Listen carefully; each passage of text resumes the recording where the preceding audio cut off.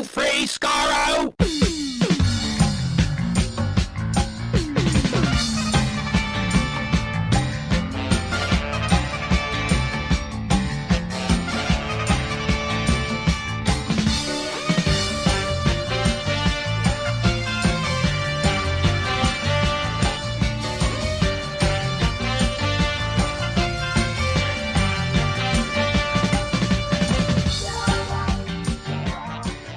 Hello, everyone. Welcome to Radio Free Skaro, episode number 1047. I am Stephen in Edmonton. Warren in Edmonton. And Chris in Edmonton. Yeah, Warren is in town here over the holidays to visit family and stuff, yet saw fit to bring his microphone, but not mute button. So if there's anything clattering in the background, it's Warren's fault. I completely forgot. In fact, I remembered this morning.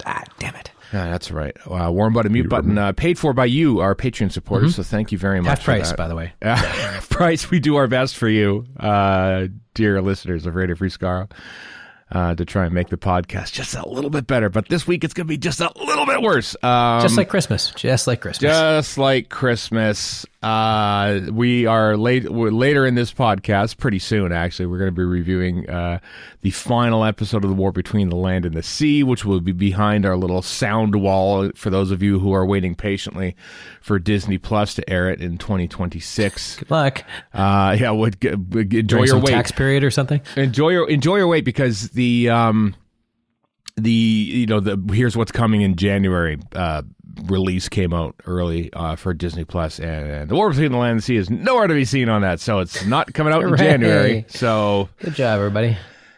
Wonder Man is coming out on the 27th, I believe, and everything is Percy Jackson right now on Disney Plus. If you go on there, even the logo, like the sign on, there's like this little octopus tentacle that flops about and stuff like that. Like they are. And that's kind of cool. But I still don't have Disney Plus. I don't regret it. I know that, but I only say that just to show that Disney is 100% in on their own material. That being Percy They did that Jackson. with the Star Wars thing too, where a lightsaber became like the sort of thing that goes over. That's true. Like the arc or whatever. Yeah. But anyway, that's going to be after that. Anyway, this is the banter portion before we go behind the paywall. Not the paywall, the sound wall. I'm calling it. Thanks. Hope you've been enjoying the Fluid Links. There's literally one more today, one more after this, on the 24th. And then on the 28th, we're doing our last episode of the year is a Blake 7 Gambit commentary. A treat. Yeah, with a special guest. Yeah, with Sam and Sarah from Is It Camp. So that was delightful. So that's coming on Sunday, just because, we wanted to get back. We're recording this on a Tuesday, and it's coming on a Tuesday, and I, for one, am glad that this era is done, because 3 weeks of Tuesday recordings have thrown me for a loop. But and indeed, possibly the RTD era is done. Yeah, we'll talk about that more, I think, behind the sound wall before we get into spoilers. Chris, do you have anything to add to the banter section of the podcast, which is what we're in right now, before we go behind the wall of sound, so to speak? I don't know what that means. When did we have a banter section? Well, I mean, this is new, right? Well, I remember the 2 weeks ago, we just immediately went behind, okay, and now let's review it. And like a minute into the podcast, we were already like behind the wall of sound, which is the new name I've come up for. And then he says, "Oh, yes. Wow, we jumped into it really quick." I said, "Yeah, I guess we did." And so now I've been conscious of the fact that we haven't bantered enough. We haven't wasted enough people's time. I think it's a quantifiable thing we have to worry about. I just feel like we should be talking about CanCon and hockey right now, or somehow, but we won't. Ken Dryden, there you go. There's your CanCon. R.I.P. Ken Dryden a couple months ago now, but yeah. Well, all right then. Well, if no one else has anything to say, let's all go behind the wall of sound to talk about The War Between the Land and the Sea, Episode 5.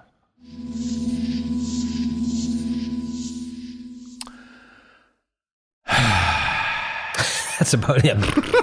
There you go. That's my one sound review. Oh, boy. Oh, my gosh. I think it sounds like Steven's more negative than I was. I was more disinterested than anything else, but... I watched it on whatever night it was, Sunday night. I worked at an Oilers game. Oilers beat the Vegas Golden Knights 4-3. Great news. Came home, watched it, immediately offended, and then annoyed, and then just insulted. And then, usually on the Monday night, Erica hasn't seen it because it was late. So I thought, usually the past couple of weeks we've watched the episodes together on the Monday night, which would serve as my second viewing. And I said to her, I hope this isn't a tell on what I thought of it, but can we not watch it again? So we didn't. Erica has not seen it. I have not. How would that not be a tell? Right, I know. That's my question. It was mostly a joke. I had absolutely zero desire to watch this episode again. And sounds I was just kind of but it wasn't super. Well, it was negative, but it wasn't. Reality war, good God, what are we doing here? Bad. It was more like, I don't care, just get this thing over with. That's true. Oddly enough, it focused more on the characters that we've been following. It actually winnowed down a little bit as opposed to giant epic. Ish in a way. But there was a lot that was really dumb about it though. And almost everything that happened in this episode and indeed in this series happened off screen, and we were told about it, or we found out about it via the results of it. I'm keen for you to dig deeper into that statement.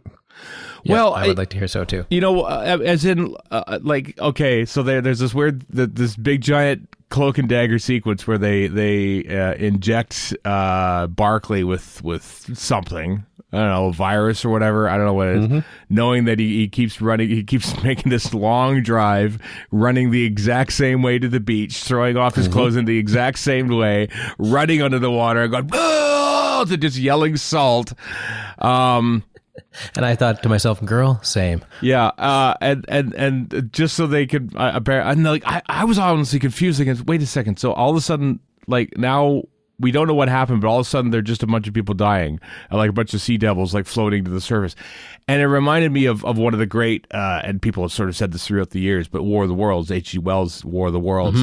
Kind of a cop-out where it's like, oh my God, they're almost taking us over. Wait a minute, they're dying now all of a sudden. Oh, apparently our atmosphere is bad for them and they died. We win. Which is totally a Victorian era trope, which is when that was written, so fair enough. But that's kind of what happened here. It's just I was expecting a twist. I fought against my own instincts to check how much time was left in the episode, thinking, okay, there's got to be one last twist. They're not actually all died. No, they all just died and then they went away. Okay. So would it ruin your vitriol to actually explain why, what happened? Because seemingly you don't understand.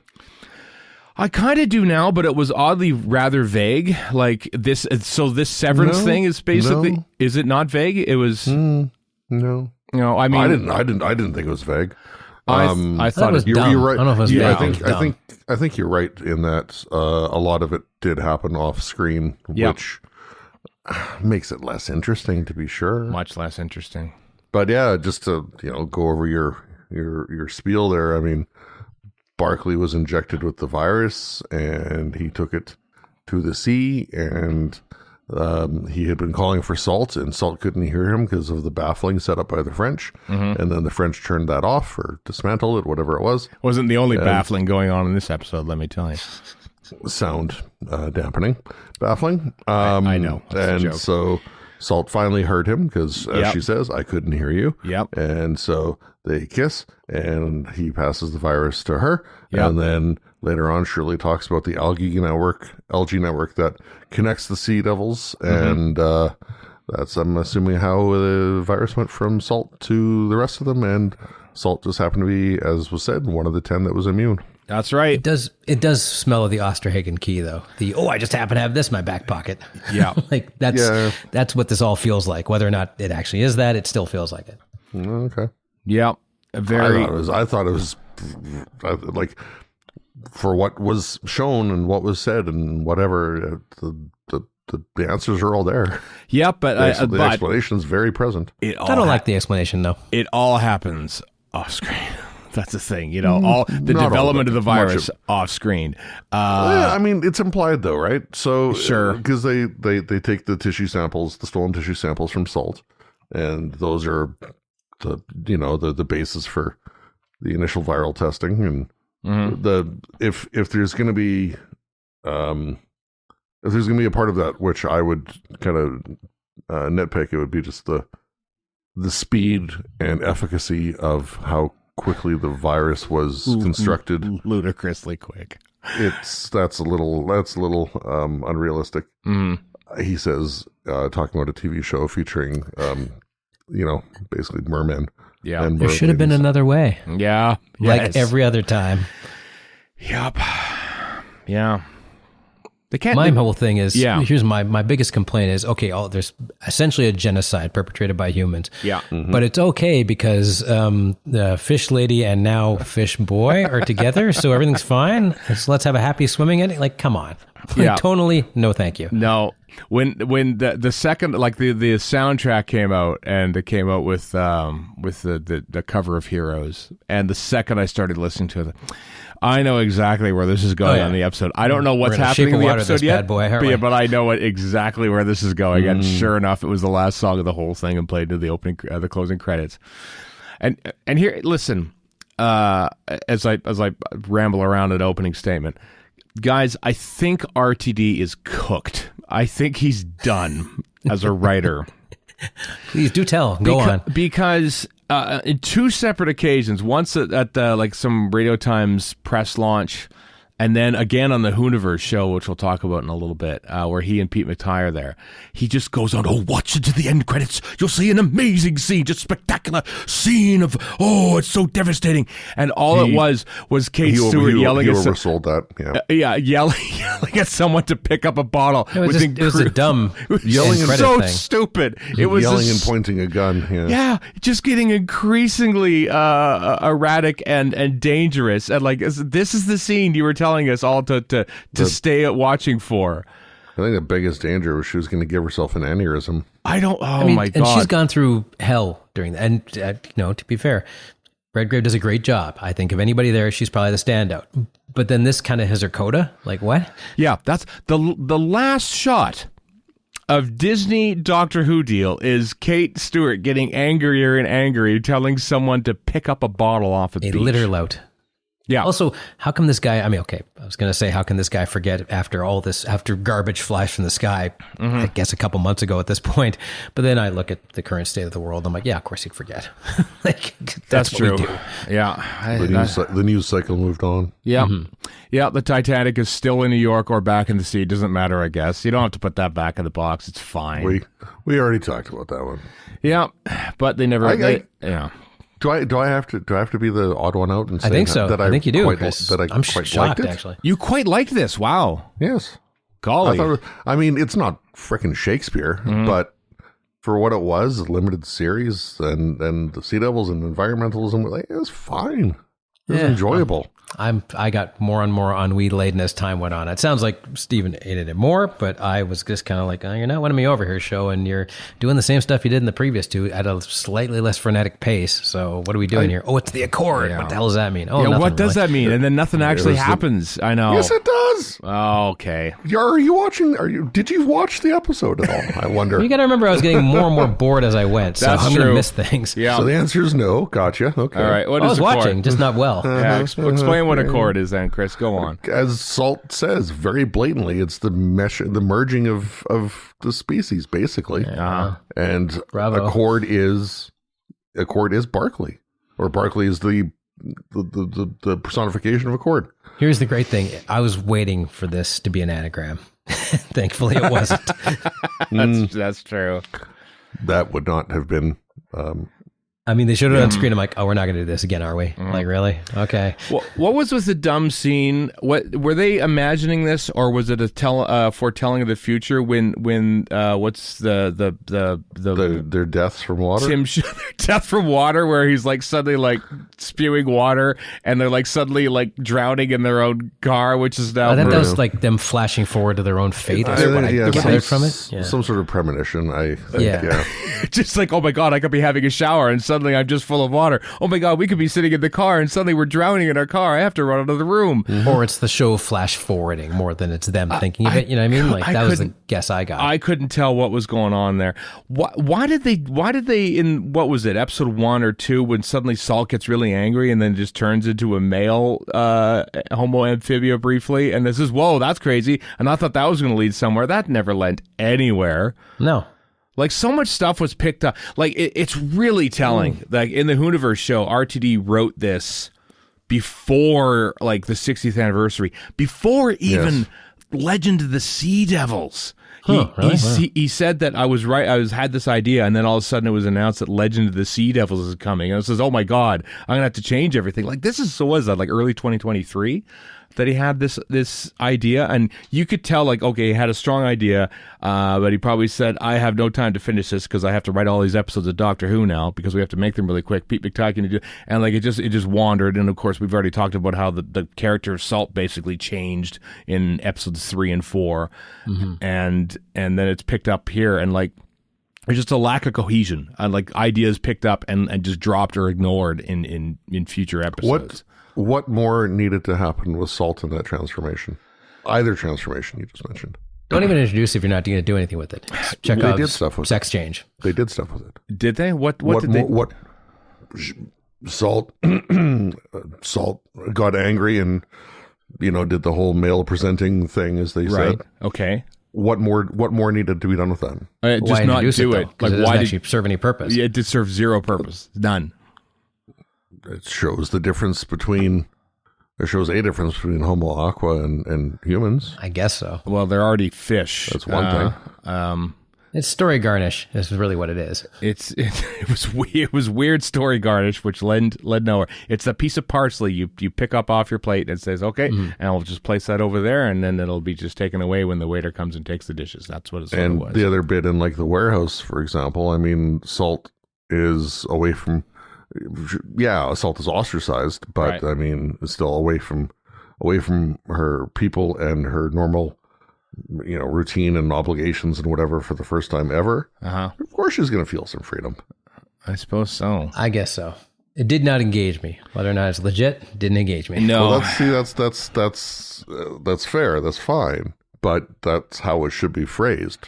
All right, fine. All right, let's get your notes because I want to hear your defenses. I'm really curious what to. First off, I just want to. Can I get my 2 annoyances out of the way right away, which is really just soured me on the whole episode right away. They killed a bunch of dogs. They're eating the dogs, like just for a joke. It was written before all that. Yeah, and it wasn't a joke. It was a distraction. It was terrible. I hated that. Obviously, what does Russell T Davies have against pets? He kills a cat in the Robot Revolution and a whole bunch of dogs in this one, and then the next episode, our beloved Kate basically just blackmails her therapist into giving her more medicine. And that I didn't mind because she can be hard when she needs to be. Well, so that didn't really bother me. That was bad. That was a bad turn of her character. How? Why? I did not like that for her character, is what I mean to say. Okay, why? Because it was bad. She's an awful person. She should not be a head of unit. She should be. Her hiring practices are terrible. They used to be good. They're terrible now.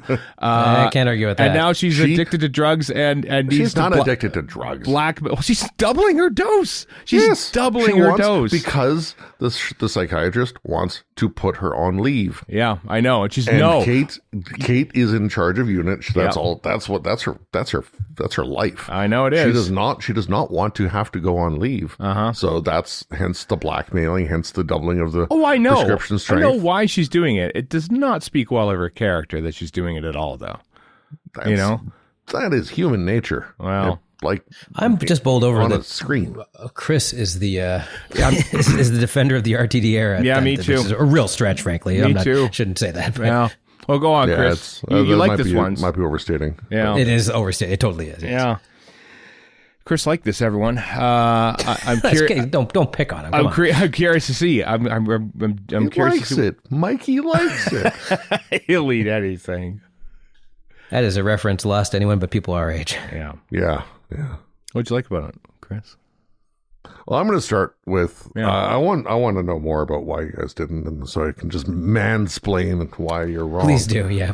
But could you human-splain? Excuse me. It's Homo sapiens-splain. Mm-hmm. But I'm going to definitely start with the thing that irked me the most. Okay. Cool. Where the hell was the resolution of the cliffhanger? Like, did I blink and miss it twice? No, it was like months past, basically, or weeks. I don't know. It was the lamest war ever. Yeah, there was no one.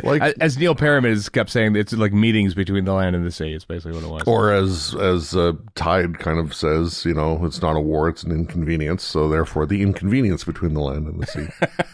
That was very. I kind of like that as a title. Let's go with it. Yeah, I like that.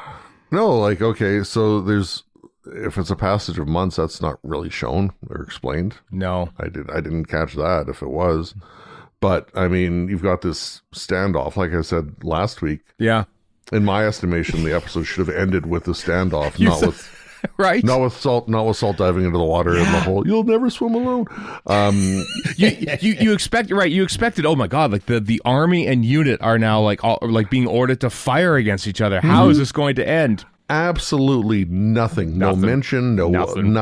Nothing.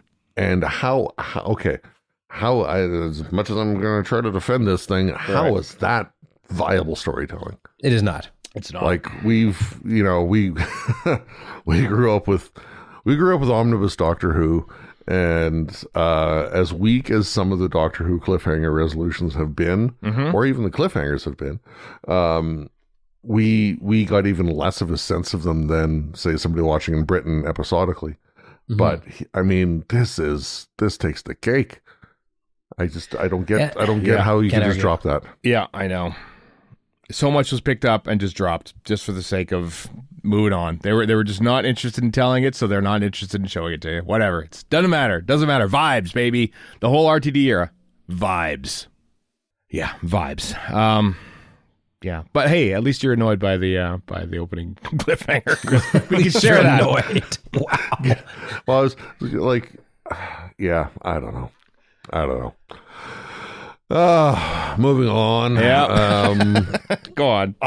I wrote sneaky move by Aquakind to steal and eat dogs. Okay, yeah, like seems like you're having the same reaction as the as Sir what's his putts frilly fancy pants ambassador guy. Yeah. Was like, but they're domesticated. No, they're lunch. Well, here's my question. When were they eating dogs before that? When did they get a taste for dogs? Were they just kind of sneaking out and getting them? Why did they have to have a history of eating dogs? Yeah. It was a ploy. I mean, as Kate figured out, like, it's just a distraction. But I mean, it's a very effective distraction. We live in the time, our entire existence is seeing nothing but distractions these days. Hey, I don't need to be reminded of that in my TV show. Yeah. Well, it's a pastiche of what could be real life, which obviously won't be with sea devils. Anyway, I thought the dog thing was effective. I like dogs, so I hated it. I'm somewhere in the middle. Yeah. I guess it was effective, but it was also just kind of. I don't know. I mean, it's not like you see them chomping down on Rover or something like that. It's just like just the conch call and then the giant net. Like, okay, but anyway, yeah, I can understand the visceral reaction that the what if it had been cats? Had. Yeah, what if cats wouldn't have come? That's true. They wouldn't have anything to do with it. No, what are they going to do? And shake a can of Temptations or something? I don't know. That would have been hilarious. They come in bags, not cans. Comedy sequences of sea devils running around, shaking, Temptations, things like cats. Come on, get in here, get in the box. Or maybe that's instead of a giant net, it would just be a big giant cardboard box, and all the cats would just run over to the giant cardboard box and sit in it. Yeah, that's exactly it. Just a series of Amazon boxes on the beach, and you're sorted. That's what they should have done. Kate blackmailing the shrink was fun. Actually, fun is probably the wrong word. Thank you. I thought it was effective. Kate is running unit. She is running herself haggard, trying to manage this situation. And even if this situation, once it dies down, there's going to be another situation, and another. But it also goes to show the lengths. It'll show the lengths that she will go to stay in charge, even to her detriment. Mm-hmm. with the blackmail and the doubling of and I didn't take note of the drug name, but Kat looked it up when we were watching, and whatever it's for, it's also for use with menopause. Maybe that's part of what's going on. I don't mean that in a like non-feminist, anti-woman way or anything like that. I do not mean it that way. Please, nobody take it that way. Sure. Just saying, that's what the drug is used for. Maybe that plays into the character. I don't know. Oh, well, I mean, I'm not a doctor. No, I mean, the way the show goes, you got to draw out a lot of the stuff in between of what happens. You know, you have to imagine how that unit army gunfight went, how that played out, because they're going to show you, Chris. Because it happened off screen. Happened off screen, like so much. That's when you play D&D, and a month later you come back and they're, so what did we do it again? Oh yeah, we did that. Okay. Yep, exactly. Yep. You know, if it was months later, I really wish they would have, shown the passage of time better. I was just guessing, could this happen? And like they might have mentioned it in dialogue. I'm not too sure. But just by him, Barclay going in water and just showing that he's been doing this, and for weeks every night he did this. I don't know. It's inferred. In a way, I'm kind of glad they didn't just say 42 hours, because sometimes they get ultra specific for stupid reasons with subtitles on or captions on screen. So yeah, but it was vague. Well, as far as Accord is concerned, to Warren's earlier question, I took Not a question, more of a yell. Took a few notes about the harbingers of Accord, if you will. So about the 6-minute mark, Barclay has a rash on his neck and his legs ache. 8 Me minutes, too. 8 Me minutes, too. 8 minutes in, Barclay's back, neck, and lungs hurt. The only place he feels good is in the water. Right. 10 minutes and about 40 seconds, Barclay rubs his neck. 26 minutes 13, Barclay rubs his neck again. So basically, like it is very signposted throughout that this change is happening. The part of it that I think doesn't work so well is it's just all this lead up, and then like boom, out of nowhere there are the gills. Yeah. Five seconds before they show up, there's one, I forget where it is in the episode specifically, but there's a bit where his neck is all red, whether that's from the transformation or him rubbing it or whatever, I don't know. But like if 5 seconds before the gills show up, his neck looks perfectly fine, and then now he's got the gills. Only when he hits the water. Also, it just feels like so they have sex once, and all of a sudden he becomes one of them. Okay. Well, can I just put this in? His wife, or his ex-wife, is like trying to figure out what's going on. She's going through this with him. He is like me. Yeah. I feel really bad. I'm like, she's right there, man. You could maybe be a little empathetic with what she's going through. I don't know. Yeah. I got a message from one of our regular listeners who said something along the lines of Barclay ditching Kirby is like divorced dad behavior or something like that. Yeah. Because he is very me with Barbara, which the story's about him. Okay, fine. Yeah, but I mean, anyway, it doesn't come off well. Are we going to start hearing about her problems? I mean, not so much, unless they relate to him. But he definitely does Kirby dirty a little bit just by running off with salt. Yeah, Kirby's just there to join in group hugs in this episode, basically, after they have a nice little backstory before, and they sort of apologize, sorry for selling you out. So I guess we knew that. I guess that was kind of vague, like who sold out who when Unit was tapping their phones and all that, and I guess it was Kirby who did that. So they're the traitor, basically. Kirby's the traitor. Kirby did it. Yeah, and then Kirby was forgiven. So true villain of War Between the Land and the Sea. Yeah, because what we really need to do is demonize a non-binary person. Great idea. Yeah.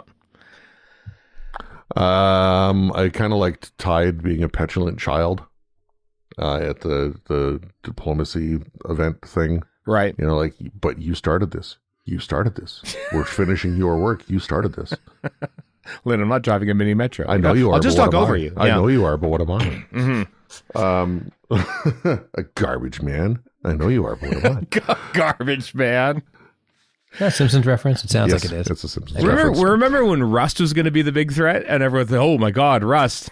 This is the problem with this whole thing. It's like, this is a big deal. No, it's not. No, it's not. Like, that's kind of the theme of the whole I don't think necessarily Rust was another Homo Aqua, though. But it was like built up at the end of that episode, just like the gunfight was built up at the end of the episode, and then just, Pete McTighe, by the way, wrote episodes 3 and 4. Russell T Davies wrote episode 5. And the fact that there is precisely zero connective tissue between the two, that makes sense to me. That 100% makes sense to me. For direct continuity, yeah. Yeah. I guess that would make sense. Yeah. And then, what else do I have here? As soon as Barkley lays on the bed when he gets his burger and chips, he scans the food with the replace device. Yeah, no, he's going to be drugged. Of course he is. It's going to happen. Yeah. Also, our boy drinks a lot of beer. Does a little bit, doesn't he? One I enjoy myself a beer every now and again, but I'm just saying. One beer with a meal and another beer with another meal. I guess for a Brit, that's just, part of the nutrition guide. But that's like a French with wine, yeah. I had wondered if Aquakind has done accord with other species. Is that why they have different types? Oh, that could have been explained too, I guess, but it's not important. So you don't know. Got to make it up. Make it up. Fisher family, apparently, according to Tide, and then, there's the various sea devil types. Mm-hmm. Why do so many of them have spears if they're not at war with anyone? Like every sea devil, copy and paste CG sea devil, has like a spear and is ready to fight, but apparently like they're friends with everyone because fish are their kind. So who are they fighting? Who are they like attacking Canadian starfishes or something? Like what's going on? So the Canadian Army, who is currently at war with nobody, shouldn't carry guns. I guess there's like a lot of we're like not at war with anybody yet. Like remember with like the 15 seconds we saw the Sea Devil City, it was all the copy and paste Homo Aqua in there or whatever they were. And they're all just brandishing spears. Like, why are you doing this? Are you fighting each other? Show of force, I guess. Posturing. For 6 humans. They're not vegetarians, so they're probably just sparing the odd fish to eat. Yeah, what do they eat? Fish? What do they eat? Do they eat plankton? You'd think so. Fisher family. So I don't know. So what do they eat then? What else are they going to find down there? Are they eating plants? Plants don't really grow down to the bottom of the ocean. What do they eat? How do they live? How do they survive? What are their culture? Where's their technology? How are they melting the ice caps? Yet we don't see anything else that they do. Why are they even negotiating with humans if they could just completely flood the planet in seconds by melting the ice caps? It's stupid. That's fair. It's stupid. I didn't put that much thought into it. I just kind of this is dumb. As you've said, a lot of that does still happen off screen. Yep. Well, anyway, keep going, Chris. Keep going. I don't have much left. Barkley showing sympathy and concern for Aquakind when in the diplomatic setting with Salts, just as he did earlier, which landed him the ambassador role in the first place. I thought that was a nice little bookend to the character. He's a feeling guy. Guess so. Except when it comes to his ex-wife. Yeah. But other than that, when it comes to fish, they just met. But I mean, how many people are on even as good terms with their exes as he and Barbara are? Fair enough, yeah. True. Right. Yeah. So you got me. I don't know. I believe I've just been hoisted on my own petard. So I don't know. That's the best comparison, to be fair. I thought when the Aquakind was killed off by the virus, I thought it looked really cool with little barnacles or whatever was all over them. Mm-hmm. Because, they talk about the scales, basically asphyxiating them. And barnacles grow anywhere, basically. So why not sea devil corpses? Sure. But it looked cool. It just had a nice little added effect, I thought. Mm-hmm. At the end of the day, we get a Silurians ending, but with more survivors. Yeah, because let's face it, the Silurian story, into that, to some extent, the Sea Devil story was told perfectly and perfectly fine back in the 70s, and they've just been trying to replicate that ever since, from Warriors of the Deep to... Warriors of the Deep looking that much bad now? It's still pretty bad, but... Right, exactly. Is Warriors of the Deep the last best Silurian story? Let's not get ahead of ourselves, but... I imagine things like Cold Blood and whatnot are still quite good. The problem is these are two really good... These are Gene Roddenberry creatures. They're great ideas that we can never follow through on. Yeah. I think you're not wrong. Mm-hmm. I also, like, as far as the existence of sea devils as a concept is concerned, I mean, they only exist because Mac Hulk did the Silurians a couple of years prior. Mm-hmm. And so why not have an aquatic cousin of these creatures? Yeah. And it's a cool idea. Yeah. It's a cool enough idea, but yeah, I mean, it's still derivative as all get out. But why? And then the transformation at the end, like I said, it's signposted. It's there throughout the episode. I figured, I knew that was going to happen pretty much from day one. But yeah. Somehow I didn't know how it was going to happen. I assumed he's probably going to grow gills or something like that, and there, sure enough, he's got them. And yeah, the obvious. Hooray! Well, it is the obvious for sure. But what I was trying to think, Sunday night and last night was if we didn't have this ending, and they don't end it by killing off the sea devils, how would you end it? She swims alone. How would he you was a end it? liar. Yeah, I know. It's would they have because you see humanity is the villain in all this. That's the thing. They even don't know if they've won or not, and you're supposed to feel bad about yourself and change the world. Don't litter. Don't, whatever you do, don't throw a bottle on the beach. Like Kate says, congratulations or shame on all of us. She doesn't know which. That I didn't mind that bit. Yeah, I mean, it's killed everyone off screen, and so you didn't have to worry about an actual resolution. But then again, like I said before, they did it in War of the Worlds too. So I remember watching the movie, and I have the Criterion Blu-ray, and I thought, well, these effects are awesome for one. And then all of a sudden, absolutely, they just died. They just died, and they do it in the Spielberg remake, which has got some great. It's not a great movie. It's got some fantastic set pieces to it because it's Spielberg. But but same thing. They die of a common cold or whatever at the end. Why? What was the point of the glass breaking? Probably metaphorical. Like all of a sudden, like in the big hall, it says, "Everyone, get out! The glass is breaking," and then the glass breaks, probably, and everyone gets out. But that's okay. They close the doors. I found that very comical. It's like, well, this will solve all our problems. Closing the doors. Water would obviously trickle through, but it would stop the main force of it. I gotta think. Would 100% blow through those doors. They just walk away down the hall. Well, thank God we closed the doors. Big doors. They're big, heavy wood doors. They were not big, heavy doors. I've seen them. They're just regular doors. They're not like hermetically sealed or anything. Water would have flown through there. Do they not know how water works? What is going on? Well, clearly not. I mean, that's the whole episode. The whole run is them not knowing how water works. No. Why did they have to name the thing? What was the point of Severance? Is like, why do they call it Severance? Why did they? I mean, I'm not a fan of the show, but why did they call the main thrust of this episode the name of a better show that people wanted to watch? I just started giving up halfway through the episode and stopped bothering to figure things out. Why was the U.S. government hiring Nazis called Operation Paperclip? I suppose. Why? In going back an episode, why was a U.S. general and a French military person in a UK cabinet meeting? What was the point of that? Why were they the only people there? Why was nothing thought about? Conspiracies and so forth. Oh God, it's just they were the conspirators. They were the ones that were identified by Aquakind, right? And the quote fingerprint on the water. Or on the virus, rather. Oh, God. Yeah. All right. Let me put it this way, Chris. I eventually hated this, and yet it's the best thing that Russell T.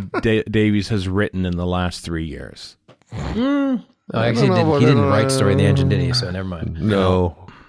Was it Inua Ellams? It was Inua Ellams who wrote that. I don't know if this is the best thing he's written in the last few years. It's certainly a thing he wrote in the last 3 years. Let's put it that way. It's the thing he wrote. Compared to his previous output in the Wild back Blue in Yonder, the I still kind of dig a lot. Yeah, I don't mind. There we go. Yonder, that's Wild fair. Blue Yonder, that's all right. Star Beast is okay. Star Beast is okay. Yeah. Giggle has its moments. And then it gets fewer than the others, but yeah. It's really dumb. Yeah. So, yeah, like I said, just to sort of kind of wrap up my spiel. Sure. For a limited run Doctor Who adjacent 5-episode thing, like we've talked in the past about how sometimes stories get rushed because you don't have enough time. Mm-hmm. And this one was 5 episodes, each of them pardon me, each of the 45 minutes except for the last one, which is 53, almost 54. Yeah. I think that it suffered from not being able to explain as much as it could or should have. Yeah. Which means, by extension, there's probably too much stuff there. Mm-hmm. So they couldn't actually cover off all of everything they needed or should have covered off. But it's a throwaway thing. There's not a second series. Oh God, no. The characters are never coming back anywhere else other than, Kate and Shirley, whatever. Mm-hmm. But it's fine. I enjoyed it. Yeah. Kat was saying she was on board until the end of episode 4, and then 5 kind of threw her off the train as well. Mm-hmm. The dog thing certainly didn't help there. But I don't know. I enjoyed it well enough. It's it's not Shakespeare. I am very, very unlikely to sit down and watch it back again anytime soon, if ever. But okay, it's there. For me, I wanted a half decent coda to the Doctor Who era on Disney, and I don't think I got it at the end of the day. So here we are. No. I'm just watching this. The second time I'm watching the episode is playing out in front of me, and it's just like, oh, you've won. It's just Salt standing in the same room again. Just you've won. I know. It's just anticlimax. It just felt like an anticlimax. It wasn't poorly acted. Like she kind of delivers it okay. Yeah, Barkley I thought was all right. She was great. Kate Stewart was good. But just jump in before you move on from it. Like Salt standing there saying the war is over, we grant you victory. Whereas 20, 30 minutes episode wise earlier, what's his face? Tide was in there saying the war is over, we've won. It was never a war, it was an inconvenience. Just the shift, the diametric shift between one end of the spectrum and the other, just it's very whiplashy. But I thought it was good and proper that it all happens where and how it happens. Well, I think we'll disagree on that. Yeah, I think so. I think I'm less hostile towards it than you, Stephen, but I'm still kind of like, I you know what? I didn't feel like I was hostile to it at the time until we got through it. But the complete lack of desire to want to watch it. Like I almost felt, I don't know when Erica's going to listen to this because she has to watch it. I almost felt like I feel embarrassed to show this to someone else. That's the way I felt. Like I don't want to have to go through those reactions again with someone else. So I just the feeling of dread of wanting to watch this again was just not there, so I didn't. We'll often talk about vectors of entry into Doctor Who enjoyment. This is not that. This is not one of those. Although it will be for somebody, and maybe who knows. They might enjoy it. As far as like, sorry, I guess I should have clarified. As far as like deciding, hey, I'm going to show somebody this. Thing, this episode, this story to try to get them into Doctor Who. Wouldn't be top of my list. No, this is not that story. No, really. Let's face it. Nothing on Disney Plus that has Doctor Who is something that I would show to someone to say, here, watch Doctor Who. Yeah, not even the Tennant stuff, because I remember explaining to somebody who had never watched Doctor Who, I said, start with the next guy, because this stuff is rife with old stuff that nobody except dorks like me understands. Too much from the past. Exactly. Whereas the new stuff is more of a clean slate. So yeah. I put the call out though on our Oh yes, you did. Yes, you did. On our Blue Sky and our Facebook and Instagram. I've purposely avoided looking at those because I kind of want to have in the moment reactions at this stage. Well, I won't read them all. There's a lot of them. Because we used to do live streams for the Doctor Who episodes, and we sort of saw the live reactions of people on those. We didn't have that this time around. Richard Marks here on Facebook, just reading off the top. Gemma Redgrave was excellent. Kate was as much focused as the other characters, so Richard's into bouquet. James, listener James, short version, I won't bother watching it ever again. I hear that. Dan Peck, our friend Dan Peck, if I were to give it a cheeky letterbox review, Russell T Davies' Avatar. Not quite not quite, but Yeah, it's not quite the parallel there. But. Yeah. But I think I get where that's going. Who knew Flux would be the last good series of Doctor Who? Damn. I mean, ain't wrong. That's a hot take. Waste of time, sadly, an unfocused mess with little to actually say about the issues it tries to raise, and a ridiculously goofy ending. Shame. I enjoyed the first 3 episodes. I fear they may now be tainted by the ending. Well, that's understandable too. That's fair. Listener Anton wanted a big old thing. It's on the Facebook page, like sixth thing. Yeah, time for regeneration by the end of it. Yeah, I could totally see that. Hey, at least there was no mystery doctor. Yeah, they do mention the Doctor cameo. They do one more time.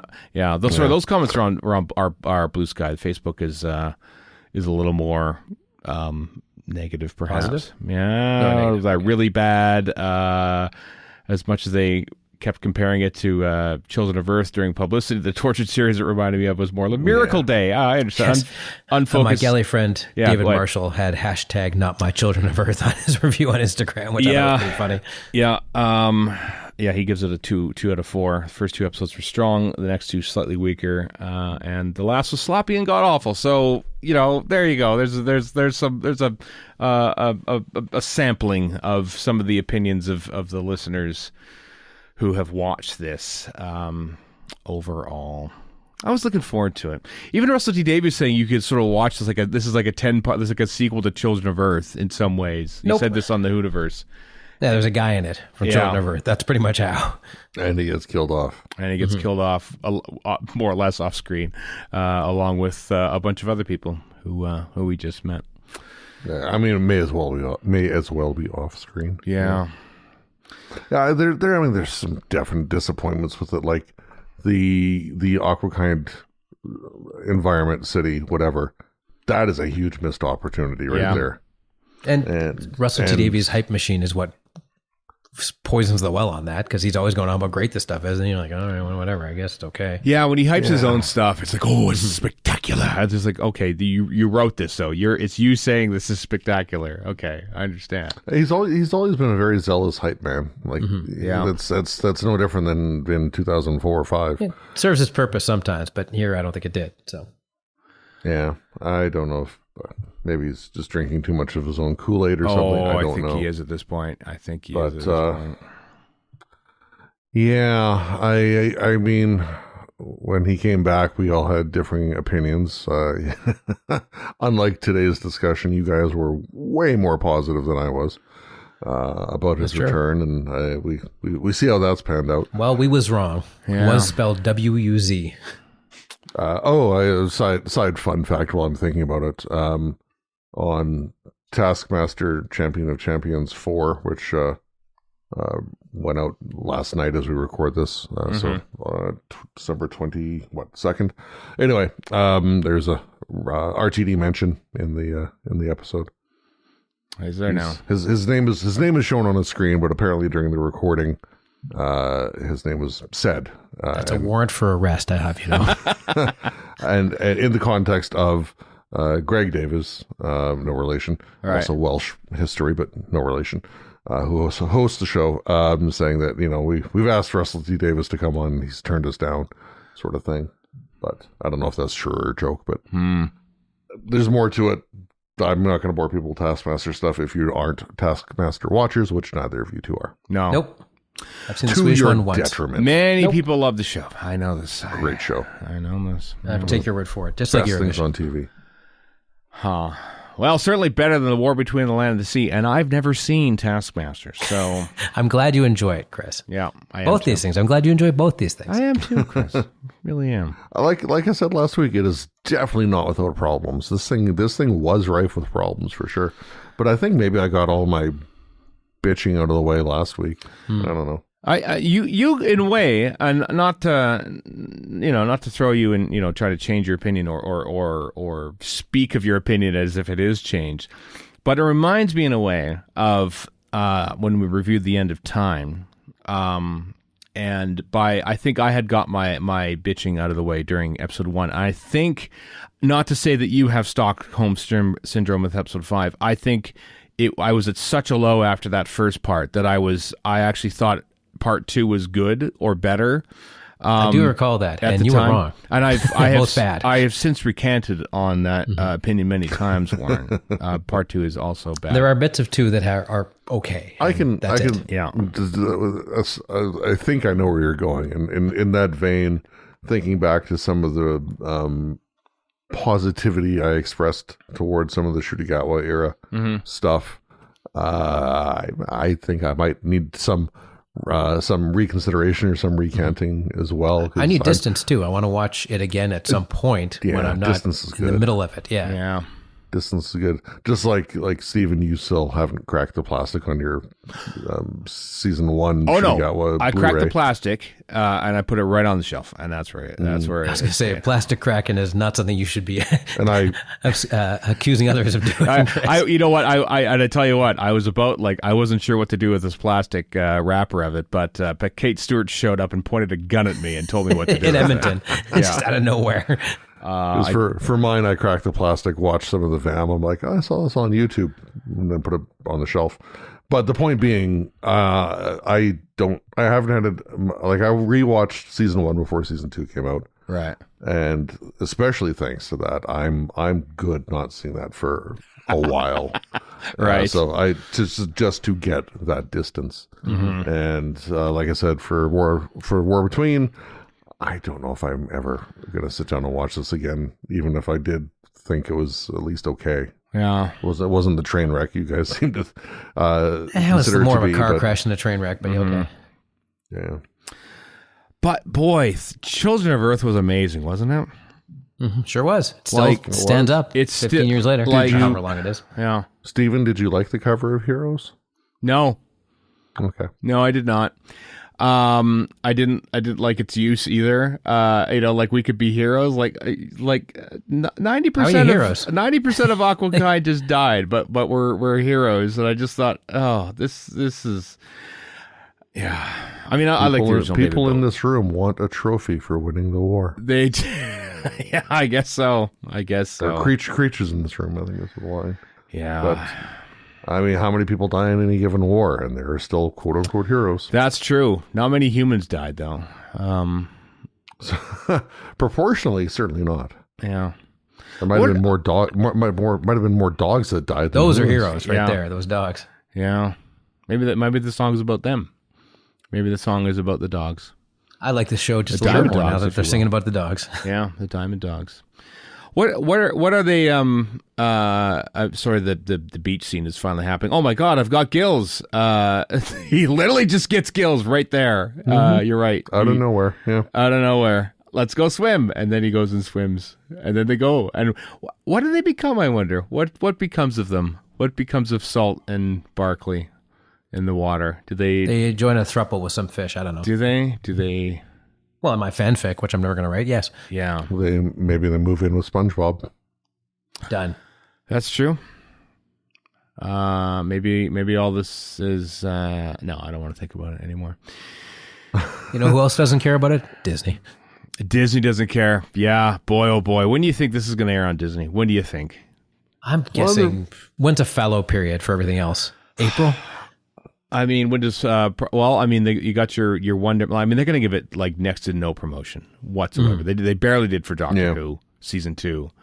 Well, we can through Facebook ads we can rediscover the classics of the war between the land and the sea. I never saw those. Is that what they're saying? Well, that's what they said for Doctor Who. Yeah. Oh, well, yeah. Generally, curious how many people, how many people actually stopped listening past or didn't care to be spoiled or didn't, or didn't care actually, or did they? I'm curious, dear listeners, if how many of you said no, I'm going to wait to see it, and when it comes to Disney Plus, or if you found alternate ways to watch it like we did, or if you just don't care. I'm intrigued. I'm intrigued to hear what you have to say about it. It is interesting. Yeah. I wonder how many people might, whether it's listening to us or just reading articles in general or whatever, right, might have been wanting to watch it on Disney Plus, and now they've read or heard whatever they've read or heard and have just decided to write it off and not bother. Yeah. It is, in a way, a missing episode for them. Could be. I mean, it's it's like that Australian K9 series from years ago.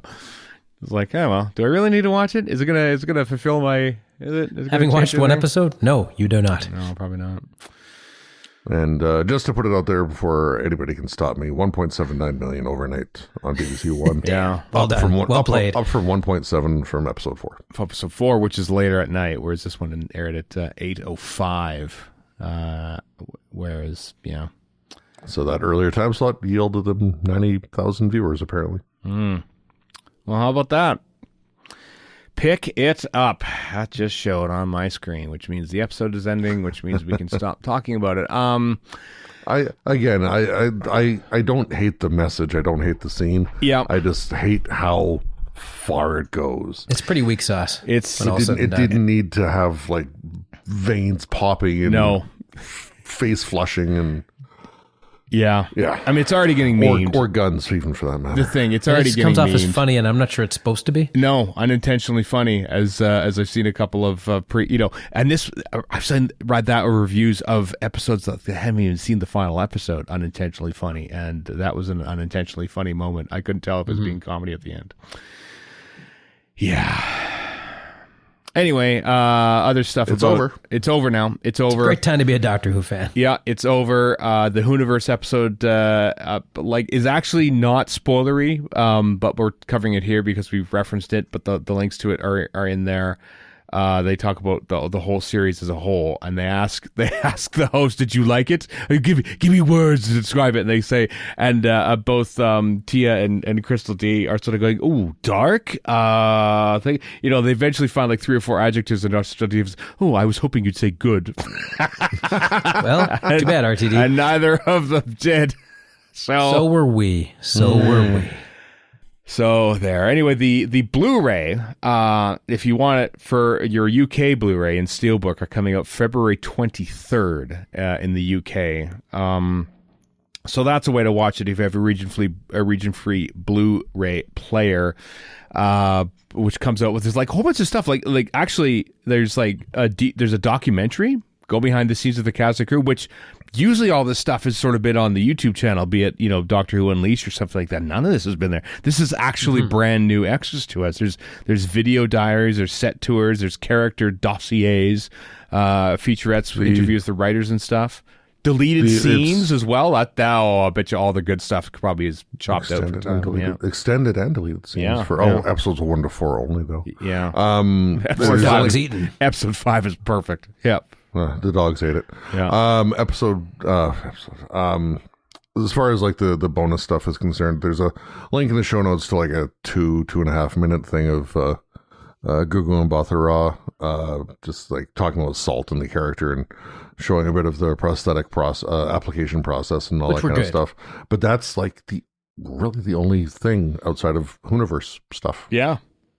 So maybe the VAM is a good reason to get this. You haven't gotten there yet, but one of the selling points is the 90-minute cut of the Sea Devils, which I still haven't watched the second half of. Wow. The 90-minute cut of the Sea Devils is on here as well, which makes me feel very certain that we're not going to get a standalone release like we did for War Games and Daleks. No, I think. Oh, yeah. I think Benjamin Cook hinted that the Sea Devils thing would come out on this as a physical media. So, and isn't the I think that the slight down the re-edit of Pyramids is on the season 13 set, which comes out. Think so? Yeah, I think so. So I think I could be wrong. Pyramids was on season 1 Blu-ray. Shooting Out was season 1. Oh, was it on season 1? Oh, it was yes. too. Oh, I forgot about that. Okay. Yes. Because How would I know? We talked about it last week, the week before. Yeah. Okay. Well, it was a long time ago. I've forgotten how things went. Just like that battle between the unit and the army. They all forgot. Yeah. All right. Is there anything? I mean, this is it. Nope. This is it. Goodbye. Toodaloo. for the war between. You got any words before you back out of the wall of sound, whatever this is? Don't let the submarine screen door hit your ass on the way out. Never let your friend swim alone. Never. That's just good safety advice, honestly. Yeah. You'll never swim alone. The war between the land and the sea. You'll never swim alone. Never swim. Well, you will, because I'm not watching it. Anyway. I'm probably going to buy the Blu-ray when it comes out. I'll buy it. I always just going on the just because I do anyway. Well, completionism, I understand. I won't, for the very exact reason. Completionism is definitely a factor, but like I was saying, all those bonus stuff that unlike Doctor Who hasn't hit YouTube or elsewhere. Yeah, I'm kind of curious to see it, especially the deleted and extended scenes. Yeah, I am curious to see, like, because with one of your big complaints, Stephen, about all the stuff that happens off screen, maybe we can actually see that some of it. Maybe, although, maybe. Well, we're not going to get that until like 2027, literally 2027. Just buy the UK release. I might just buy the UK run. Yeah, honestly, at this point, I might just do it. All right, well, that's it, everyone. Hope you enjoyed all that. We return now to the world of other Doctor Who news. War of the Lamb, that thing. We're done. We're done talking about it now. On with the rest of the news, including this. This happened like just after we recorded last week, so it's old news now. But we'll tell you about it now. The BBC has awarded Blue Zoo Animation Studio as the winners of the pitch to produce the Doctor Who CBeebies animation. They have done other shows which for children, which we don't know about, like Number Blocks and Alpha Blocks and Mojo Swap Tops. That's a good title, whatever the hell it's about. Mojo Swap Tops, I think, is a lyric from Come Together by the Beatles, but it's not. Chris gets it, though. It should be, though. Warren hates that song. So, yeah. I do hate that song, you're right. Warren just hates the Beatles. Yeah, it does. That's not true at all, but I do hate that song. The press release says this exciting new animated series, inspired by the beloved Doctor Who universe, is commissioned for 52 11-minute episodes over 2 series and will begin production in 2026. It marks the first time the Whoniverse has been expanded into an animated series for preschool audiences. How about that? Are we going to like this more than War Between the Sea? I think we might. Not to lean on our spoilery thing that we just talked about, Warren. Yes. All right. Fine.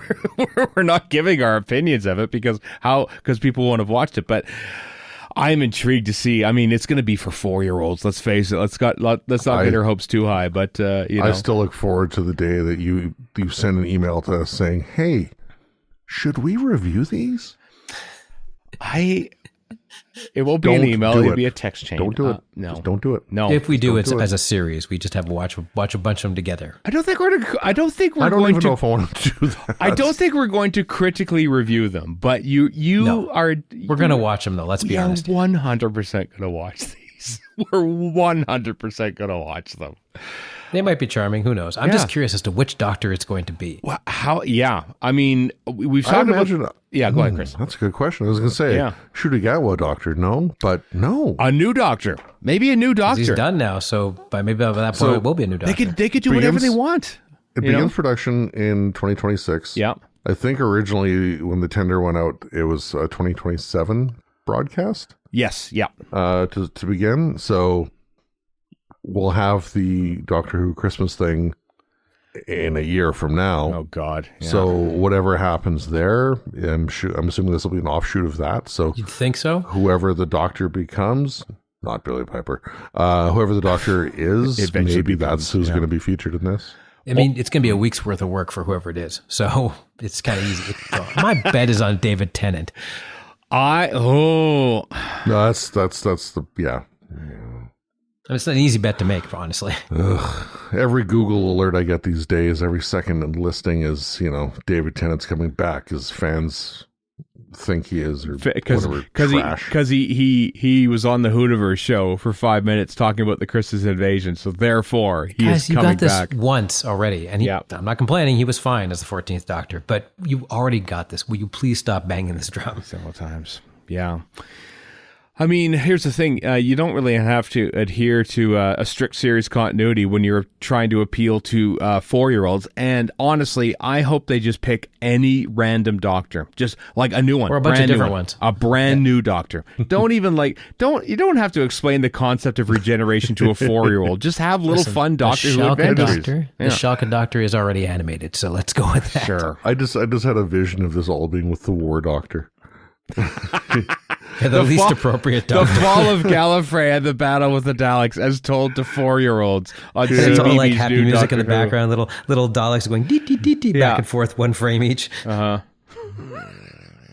I mean, I'm kind of on board with this, honestly. Yeah, I know. Can we have the fugitive Doctor maybe?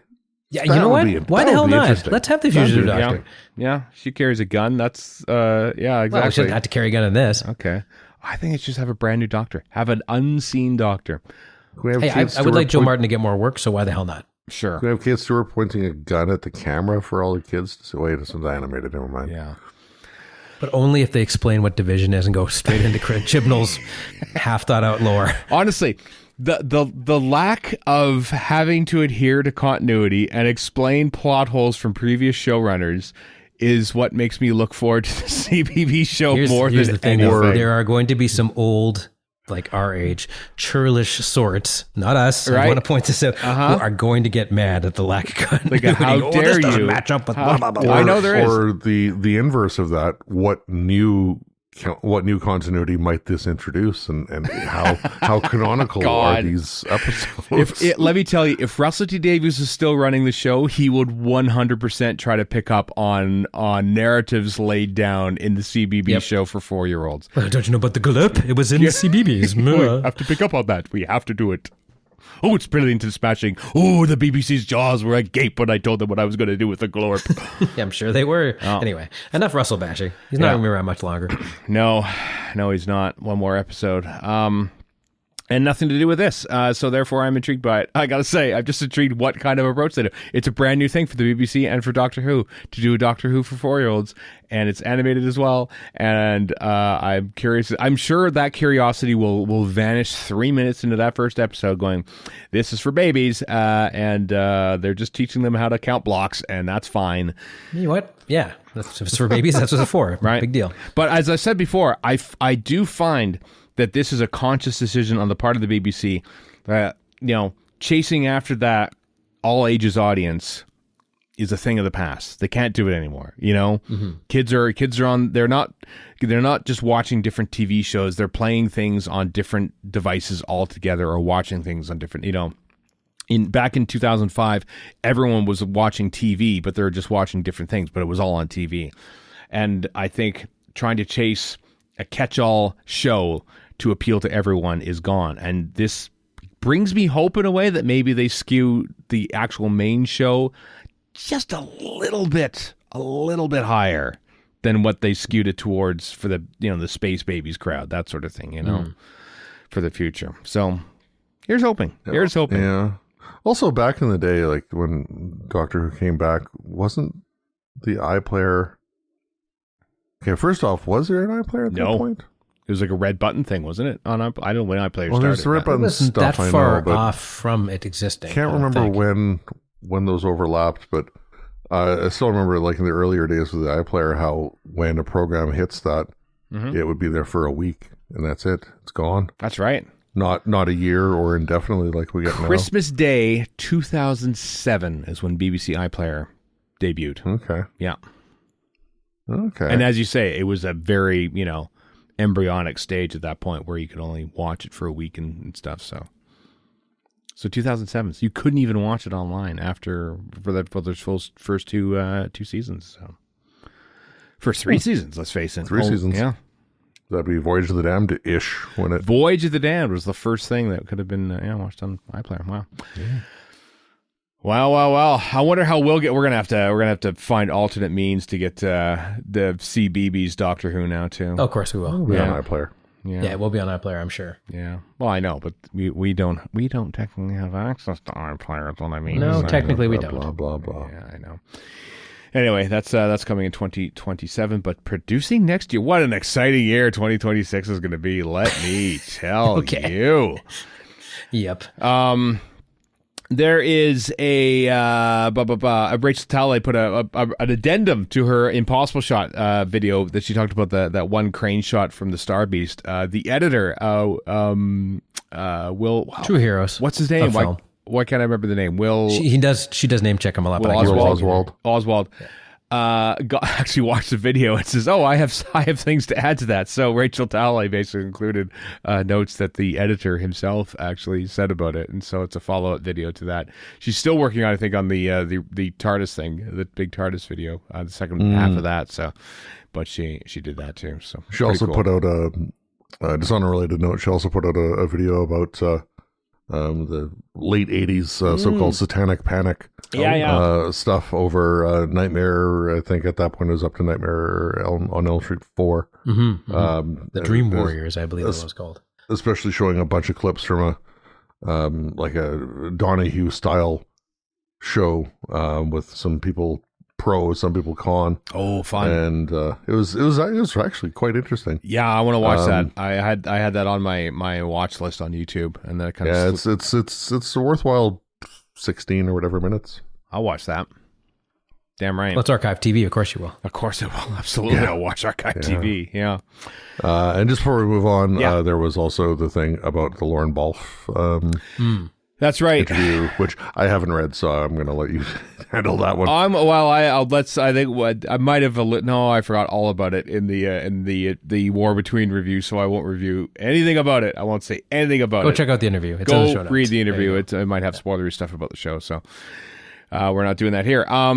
Speaking of YouTube stuff, our David Gillespie Pratt, one of my favorite YouTube channels out there, basically just goes through camera scripts and deciphers what's in old missing episodes, and I love that stuff. And he's put out one about the Ice Warriors 2 and 3, about mysteries about the opening title sequence and costume changes and everything else. What did these things look like? Even though the Ice Warriors 2 and 3 are like, you know, amongst the least desired returned episodes, because we pretty much got the gist of the Ice Warriors with the existing episodes, but there are still mysteries to be solved with those 2 missing episodes. So, as a reminder, you can watch episode 1 tonight of the Ice Warriors on BBC 4 because it's airing with that in the Sloyd documentary from the thing, Savages. I do like in the description for the video, he starts it off with, "It feels like no one is desperate to see the missing 2 episodes of the Ice Warriors." Yep. I know.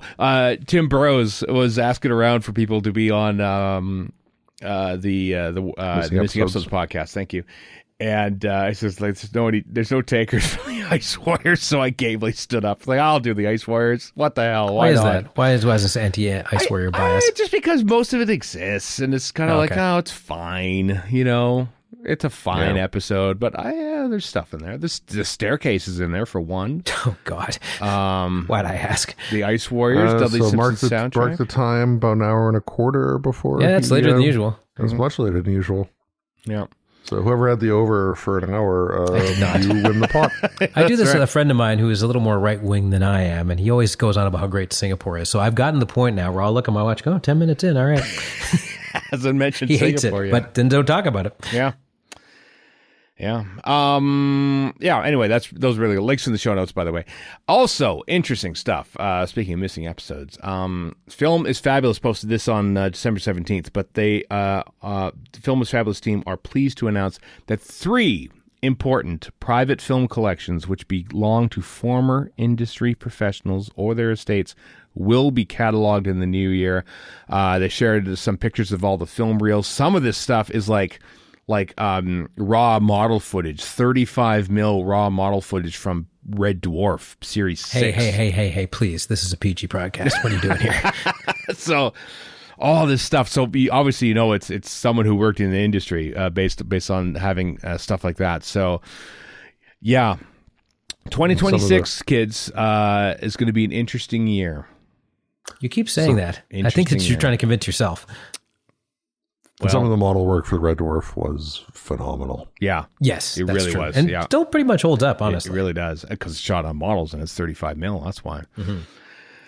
No, I think, keep, listen, 2026 is, there'll be some developments. I think I'm pretty confident in saying that. I mean, Film is Fabulous has been saying that as well. I mean, as to coincide with the cataloging of these and other collections, Film is Fabulous will be engaging early in 2026 training film catalog on a short-term contract.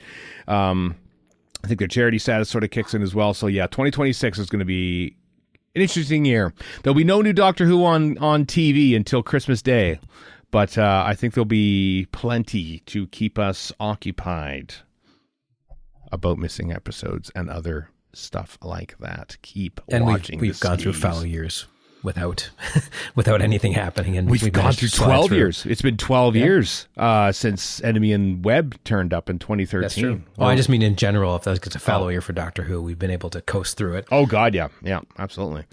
Thank goodness for our physical media collections. Here. I mused just yesterday. I thought, what if I just did another pilgrimage again? Why not? Should I just start watching Doctor Who again? What if you had a psychological problem? I just enjoy it. I just enjoy Doctor Who. That's the thing. I just I want to watch it. That's your psychological problem right there. Can you do like a reverse pilgrimage? Watch it backwards. Yeah. I don't know if I want to do that. Or just, just wipe it from your memory via a hammer. Or mix it up somehow. Watch them all on Daily Motion where the videos flip. Something like that. No. You get French ads? I don't know. I won't do that. Come on. I own the discs. Damn it. Maybe I'll wait until some more come on Blu-ray. I don't know. We'll see. What else are we going to do in 26? Watch something else. I know. TV? It's radical. What's the point of that? Come on. Warren, we have till November to wait until Grand Theft Auto 6 comes out, for crying out loud.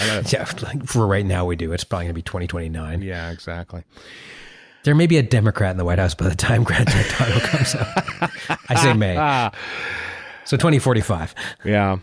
Doctor Who's on Hoopla, by the way. We talked about it before. Seasons 1 through 4 and their accompanying specials were on Hoopla as of a little bit ago. Well, now they're slowly adding Matt Smith stuff all the way up until the end of the Matt Smith era, including the Day of the Doctor. But the Day of the Doctor so far is the only one I've actually been able to find, like Christmas special or other special ones. I've searched literally the exact title of those episodes and found nothing, only the Day of the Doctor so far. So isn't Day of the Doctor technically part of the season, whereas the Christmas specials aren't, and maybe that's why? Well, the Christmas specials aren't there either. No, it's not actually. It's a standalone special. Time of the Doctor isn't there, for instance, so, yeah, so it's weird, but I assume they're going to be gradually added. But pretty much 1 through 7 now available on Hoopla, depending on your library availability. Warren apparently is not. Nope. Vancouver. I can get Canopy, but not Hoopla. Yeah. Well, you do get Hoopla. No, you don't get Vancouver? No, I've tried before. Can't do it through the VPL. That's so weird. At least the last time I checked, which is about a year ago. So maybe now. Vancouver Public Library, yeah. Well, maybe you can. Hoopladigital.com. Have a look. Enter your library card, I think. Is that how it goes? And then you can watch it. And it's free. There's no ads or anything like that. It's pretty great. So, but it's like a book. Like if you watch it, you have to take it out for like 3 days or something like that, and then you can watch it. But so, not the permanent solution I think we're looking for when it comes to a streaming home for Doctor Who, but at least it is one. It's something. It's something at least. More than we have outside of Disney Plus for the 21 episodes that are there. Yeah, true. For now. Also, a book is coming, ostensibly by Alex Kingston, probably ghostwritten. But it's called Doctor Almost Who. Certainly ghostwritten. Doctor Who Storm Cage: A River Song Adventure is coming out in February on hardbook and ebook. Story about River Song. So cool. Yeah, I know plenty of people who are big River Song fans. So huge River there's Song more for fans. You. Yeah, it takes place in Storm Cage, the prison that she's in. So that's coming. Some Big Finish stuff coming down the pipe. The Lost Stories, the Collected 6 Doctor Edition is coming out. The first version of that is coming out in February. This is like a collection of all the Lost Stories. Basically just a one-stop download package of all the ones. These are the ones that were sort of like mooted, like, some of these are scripts like, Nightmare Fair and Mission to Magnus. Others are basically like stuff on the back of a napkin, what we could think about for the canceled season 23. Well, Big Finish picked those up and 100% made stories out of them. So those are available. Do you want to overanalyze the cover art on that? I dig the beard on the Toymaker. It's David Bailey. That's from Nightmare Fair. He played the Toymaker on that, you see. Or at least what looks like a beard. Yeah. It's all purple and dotted, but It's beard. It's beard. Definitely beard. There's an Ice Warrior there too as well, because of course they're in Mission of Agnes and stuff like that. So anyway, that's coming out February. Other things, Unit box set's coming. Yeah, Unit baby. Unit with the Unit eras too. That's why it's called Unit Eras. It's a Taylor Swift song too. There are 4 episodes in this box set. That comes out in April. One of them is written by Andrew Smith, a friend of the show, Rise of the Valiant. Hopefully he'll sneak in a couple references to Canada that won't be cut out like previous attempts have been throughout the years. Hint, hint, I know it's already been recorded, but can you, if there's no Canadian references in there, could you kindly please record some and insert them? That'd be great. What else we got here? What else is happening? Oh, bad news. That's what. Amanda Bracci has died. Well, no, it's very sad. it is, but it's just I didn't expect a segue like that is all. No, I know. I didn't know where we were on the news list. This is sad news. Amanda Bracci, who's a director, Australian director, but of course directed 2 episodes of Doctor Who, Lux and The Well, died recently. I think it was of cancer. She died. Has been fighting the illness for quite a while. So it's very sad when we it's people that made like the most recent series of Doctor Who and passing away. It's very sad. So yeah, that was very sad news to read about that. And this also happened last week, just after we recorded. But Gil Gerard, who of course was the star of Buck Rogers in the 25th Century, has died at the age of 82 last week. You two were big fans of Buck Rogers back in the day, weren't you? Yes, but then I watched it again and said, this is a terrible show. However, it did have Draconian Princess, who was near and dear to my heart and remains so. Mm-hmm. Big fan of Aaron Gray back in the day. I'll admit to that. Yeah. I watched Buck Rogers as a kid. I enjoyed it well enough. It was great. Yeah. Mm-hmm. Had some of the toys, as I recall, even.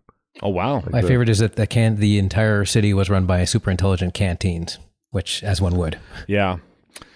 He seemed like a great guy, though, by all accounts. And even like, he actually posted, like, he must have known that sadly the end was coming, because he posted on his Facebook page, "My life has been an amazing journey. The opportunities I've had, the people I've met, and the love I have given and received have made my 82 years on the planet deeply satisfying. Don't waste your time on anything that doesn't thrill you or bring you love. See you out somewhere in the cosmos." Wonderful. That was posted posthumously by his wife. Yeah. Lovely. Well, that's it. That's it for this episode. Technically, it's the end of our recording block, if you count 2025 a recording block for Radio Free Skaro. We return Sunday for our commentary that we've already recorded for Gambit. Gambit, baby. Blake 7 Gambit with Sam and Sarah from Is It Camp. But we return in the new year with, I believe, at this stage, with our Nick Hurren mini-scope. Back to watching Matt Smith, classic era Matt Smith, Doctor Who. Oh, so good. We miss it very much. I'm starting with, what are the first 2 episodes? I've already forgotten. God Complex and The Girl Who Waited are the first installment of that. So that is coming early in the new year as we kick into 2026, the year of no new Doctor Who until the very end, but possible old Doctor Who. We watch the skies. And in the meantime, and in between time, I'm Stephen in Edmonton. Warren in Vancouver. And Chris in Edmonton. So long for now.